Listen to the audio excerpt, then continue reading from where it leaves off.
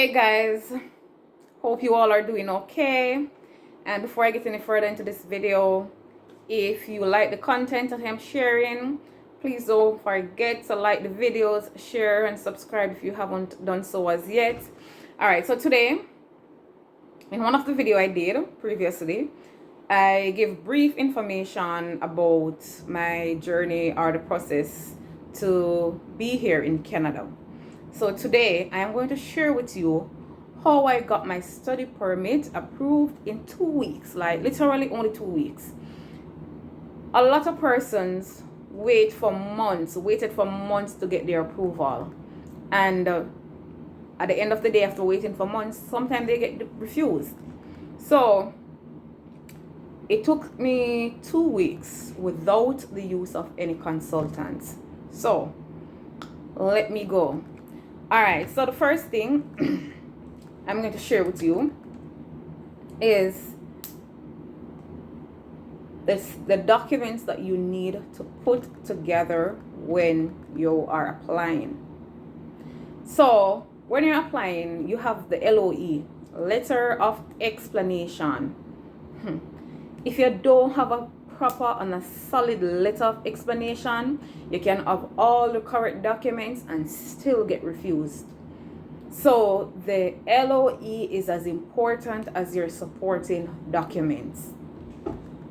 So what your LOE does, it tells the visa officer who is processing your case, your intent. So why do you want to study in Canada? Because they're going to ask these questions because, yeah, the program that you want to study in Canada is also offered in Jamaica. So why do you want to study in Canada? Not only that, the tuition in Canada is much higher than that of in Jamaica. So tell us, why do you want to study in Canada? Why do you choose your program of study? Why you choose the school that you're studying at?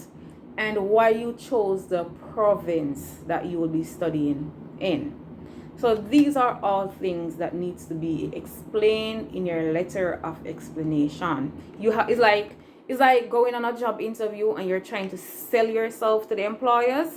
So consider your LOE the same thing. You have to write, and when I said write, you have to get it together, because you can have one sentence in there that is questionable and you're like, okay, they deny you. So you have to have that. Along with your letter of explanation, you need to show at least 6 months. So a printout of your bank account for at least 6 months, showing the transaction history in your account. So what they're actually looking for is to make sure that you're not borrowing money to put in your account, because they want to make sure that when they give you the approval to study in Canada, you actually have money to finance yourself while you're there studying. Because it is rough, and a lot of persons want to get out of their country, and sometimes them just borrow some money and go to Canada, get to go Canada and start the whole process of studying in Canada, and them face challenges because they cannot finance them their studies and living expenses. You understand? So living expenses, guy, in Canada is very, very expensive. Like, it is. I always hear people talking about Canada being expensive, and trust me, it is very, very expensive. So the bank statements, they'll be looking at the items. So make sure that when you present your bank statements, there is no unusual lump sum amount in your bank account. So if over the last 6 months you never had a transfer or a deposit of 500,000 in your account, but in 3, 4, 5 months before you apply, book, you have a lump sum of 500,000 in your account. Where did that 500,000? Where did you get that 5,000? That 500,000 to put in that account? So any lump sum, do not make any lump sum deposits in your bank account, because it is going to be a problem. When I was applying, guys, when I was applying, to show you all the devil's strong, I applied for my NHT mortgage like way before I even think or dream about Canada. And you know, when I got the first payment from NHT, like about 3 to 4 days before I go to get my bank printout to present to the immigration officers. Like 3 days. Look how the devil strong. After me apply all long. 3 days, bop, NHT drop 1.9 million in my account. So I still use that account, but what I did, I transfer all of that money to my husband's account, and I do an explanation letter to state that this amount was lodged in my bank account, or the amount of X that was lodged in my bank account on August, so whatever you put the date, represents amount received from the National Housing Trust, and it is yet to state the purpose of that funds.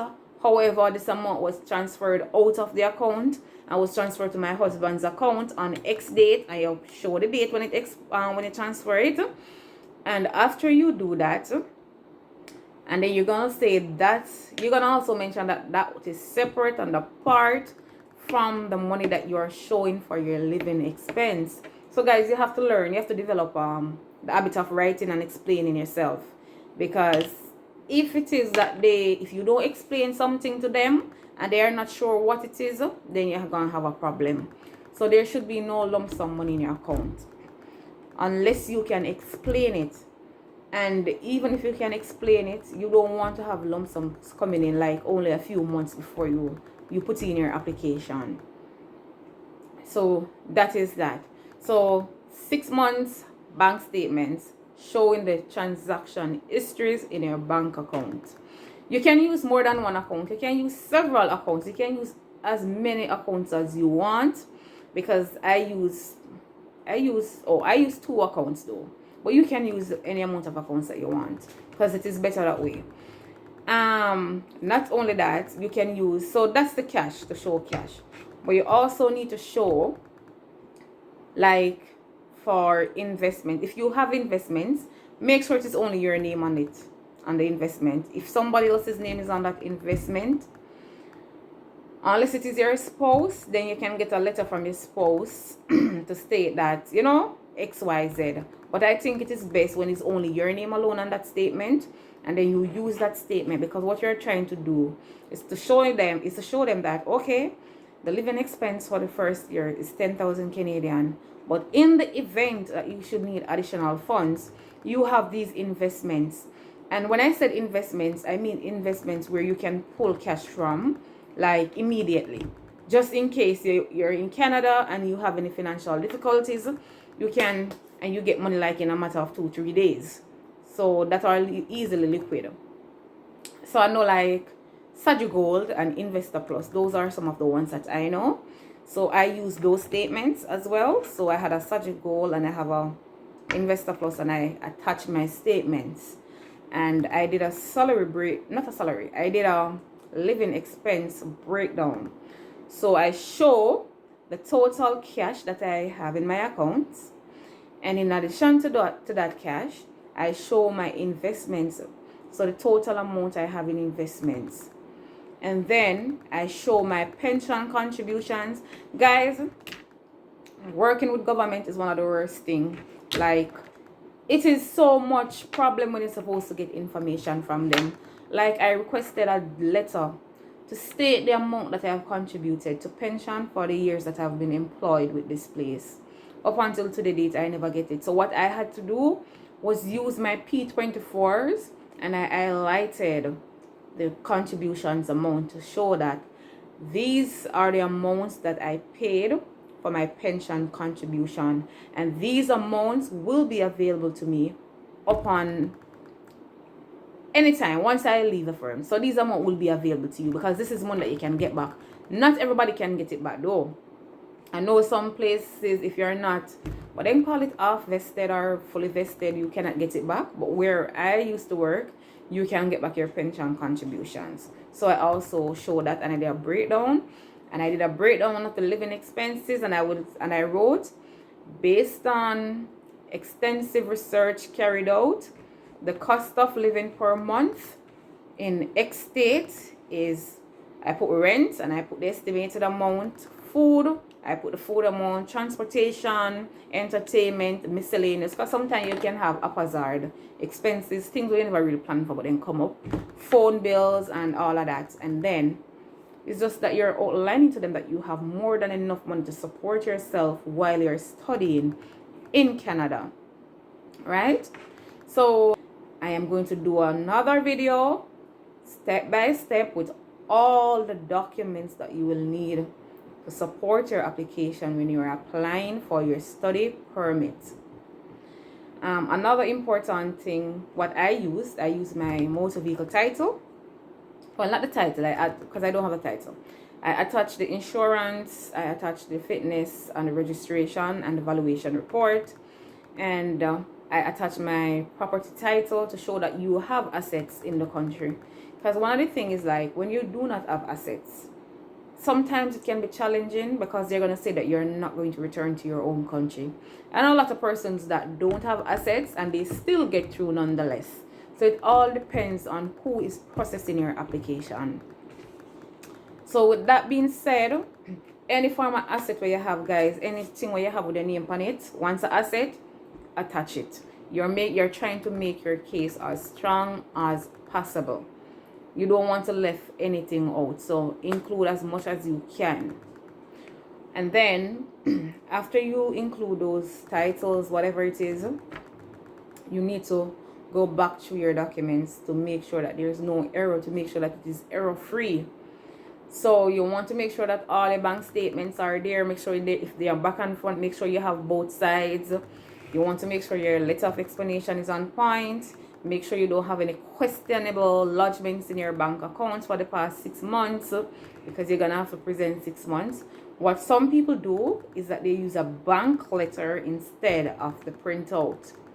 But I think the printout is the best option, but people use the bank letter as well and get through, because the bank letter doesn't show the printout, it doesn't show the transaction. So you can put $1 million in your account on Monday and go and get a bank letter on Friday, and it just tells the average amount and tell that you have X amount in your bank account as of X date.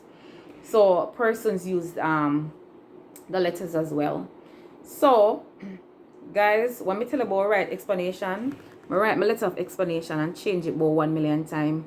I write my letter of explanation probably from last year December, and up until the day before me submit in a June, me still a change. It's because you can never, no matter how you think you have done it properly, when you go and research, you're always saying, oh, maybe I should include this, or oh, maybe I should take this out. You understand? Persons use sponsorship, I don't use no sponsors. So another thing what I did, I paid my tuition for 1 full year up front. So for that tuition up front, it was like 18,000 Canadian dollars, and I paid everything up front for 1 full year. When you pay that tuition now, you need a proof of tuition payment, whichever way you pay the tuition. If it is wire transfer, then you need a wire transfer document from the bank, as well as you're going to go on your student portal for your school that you're attending, and you're going to print off your statement of account. What the statement of account does, it shows that you have paid your tuition, and it tells you like when the payment was made, and if it tells how much in total you paid. So that is actually good, right? And it shows the credit on the statement that, okay, she have X amount balance in a credit, which is to say that you have not started the program, but you have paid your tuition in full. Another thing that I attached was my enrollment letter. So after you get accepted and everything, I went ahead and I selected my courses. So it is 4 courses per semester. I selected my 4 courses, and after selecting them, I sent the school an email asking them for an enrollment letter, which they sent. I think I requested it like today and I get it like tomorrow. It was pretty fast, like really fast. And I got this enrollment letter. So you're showing IRCC that, listen, I am a full-time student, because the enrollment letter has to state that you're a full-time student, because if you have to select the 4 courses and it has to state that you're a full-time student. So Once you have the enrollment letter, you attach your enrollment letter as well. There are lots of other documents to attach, guys, but these are the basic and the most important ones. If you have any name change, make sure you attach your, if it is by marriage, make sure your marriage certificate is attached and all of that. But guys, like I said, I got approval in 2 weeks and I did everything all by myself, like all by myself. So like I mentioned before, if you have any questions, I keep on saying this in my videos so I can know what you guys want to know about, because it doesn't make sense putting out content out there that nobody really needs. So comment below, ask your questions, or tell me a topic that you want or something that you want me to talk about. And guys, remember that this is based on my experience and everybody's experience will be different. So this video is based solely on my experience. And I hope this video will encourage somebody out there to start the process if it is in your intention. If this is something that you wanted to do for the longest while, just get some courage and get up and start the process. If you don't start, if you don't do anything towards starting, then you're not going to reach anywhere. You're just going to sit there and every day you're going to complain. If you're in your job and you're not comfortable and you want to change, just do the same. Guys, I spent 3.5 years at my workplace and I was at a point where I felt as though it was like I literally just could not do it anymore. Like it was a time for a change. Like I wasn't planning this whole Canada thing because I had this Canadian thing in coming to Canada, and I was thinking about it, but you know, I was like, okay, 3 years, probably 2 to 3 years time, then I will think about it. And it was not until January of this year, Natalia said, Sam, you know, apply for Umba College. And I was like, yeah, so I'm going to apply as well. And I'm going to do my application. It was never in my intention to do it at the time when I did. I just did it. Oh, let me do it. And then I was going to defer. And I was like, oh, I'm not going to defer. I'm just going to come and do what I got to do. But it was never in my intention. Well, it was in my intention, but not so quick. It was like always 2 to 3 years down the line. And then bop, I just get up and one day is like, when you're at work and you're not happy at your work, trust me, it means that it is time for you to move on. If you have a job where you're constantly complaining about, find the courage, do your research, and try the whole Canadian thing. Like, it won't hurt. Sometimes change is good, guys. Like, change is always good. Well, not always, but most times it is. So if there's something out there that you want, just get up and go ahead and work towards what you want. Like, yeah.